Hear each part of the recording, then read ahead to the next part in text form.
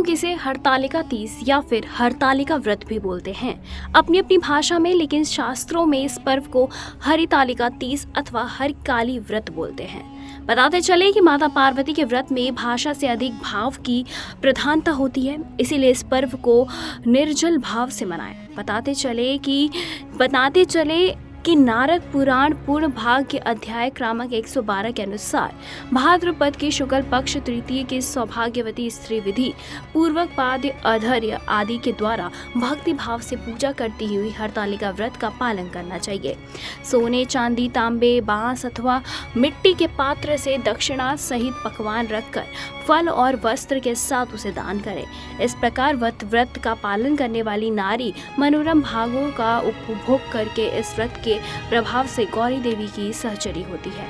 भविष्य पुराण उत्तर पूर्व बताते चले कि अध्याय क्रमांक 20 अनुसार इस दिवस भगवती गौरी उत्पन्न हुई थी और फिर शिव जी के वामन में निवास किया। इसी दिवस से गौरी जी हरकाली नाम से प्रसिद्ध हुई। हर अथवा महादेव और काली माता का एक स्वरूप है। भाद्रपद मास के शुक्ल पक्ष की तृतीय तिथि को सब प्रकार के नए धान्य एकत्र कर उन पर अंकुरित हरी घास से निमृत भगवती हर काली की मूर्ति स्थापित करें और गंध, पुष्प, धूप, दीप, मोदक आदि नैवेद्य तथा भांति भांति के उपचारों से देवी का पूजन करें। रात्रि में गीत, नृत्य आदि उत्सव कर जागरण करें और देवी हरकालिकों को इस मंत्र से प्रणाम करें। बताते चले कि हरतालिका तीज में व्रती पूरे दिन निर्जला व्रत रखती हैं और अगले दिन व्रत का पारण करती हैं। साथ ही सुहागिनों का हर साल ये व्रत रखना चाहिए। आप बीच बीच में छोड़कर व्रत नहीं कर सकते। धार्मिक मान्यता ये है कि माँ पार्वती ने भी शिव जी को पति के रूप में पाने के लिए हरतालिका तीज का व्रत किया था। हरतालिका तीज का व्रत हर साल भाद्रपद माह के शुक्ल पक्ष की तृतीय तिथि को रखा जाता है और चतुर्थी को इसका पारण किया जाता है। इस वर्ष हरतालिका तीज आज यानी कि शुक्रवार 6 सितंबर को हो रहा है। बताते चले कि गर्भवती महिलाएं अगर ये व्रत कर रही हैं तो उन्हें कैसे रखना चाहिए और व्रत के दौरान उन्हें किन बातों का ध्यान रखना चाहिए और कौन सी सावधानियां बरतनी चाहिए जिससे कि गर्भ में पल रहे शिशु को कोई खतरा ना हो। बताते चले कि अगर आपकी प्रेगनेंसी में किसी प्रकार की समस्या ना हो और डॉक्टर यदि आपको व्रत रखने की सलाह दे तो आप हरतालिका तीज का व्रत रख सकती हैं।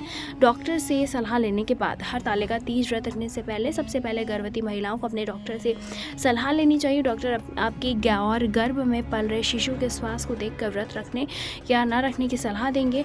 और बताते चले कि गर्भवती महिलाएं पहली तिमाही यानी कि गर्भावस्था के पहले 3 महीने आपको व्रत रखने से बचना चाहिए, क्योंकि इसी दौरान भ्रूण का विकास सबसे तेज़ी से होता है और कई शारीरिक बदलाव होते हैं।